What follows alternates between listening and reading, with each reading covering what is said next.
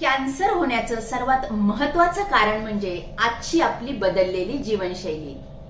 त्यामुळे कॅन्सर विषयी आयुर्वेदाचं काय म्हणणं आहे हे आपण जाणून घेऊया। Prevention is better than cure, स्वस्थस्य स्वास्थ्य रक्षणम हे आयुर्वेदाचं मुख्य प्रयोजन आहे।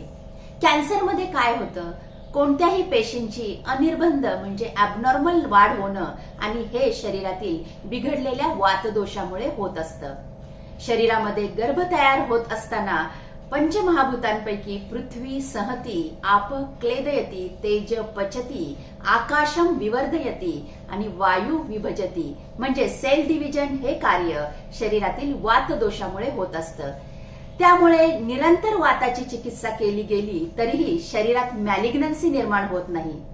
हे बघता आयुर्वेदीय दिनचर्येत नित्य अभ्यंग म्हणजे शरीराला रोज तेल लावणं हा एवढा साधा उपाय जरी केला तरी त्वचास्थित वातदोष बॅलन्स राहून अनेक प्रकारचे कॅन्सर आपल्याला टाळता येतात। इतका सूक्ष्म विचार आयुर्वेदानं केलेला आहे। ह्या विषयाची डिटेल माहिती जाणून घेण्यासाठी आमचे युट्यूब चॅनलही बघत रहा, डॉक्टर अर्चना खारगे, ज्याची लिंक आम्ही कमेंट बॉक्समध्ये शेअर केली आहे।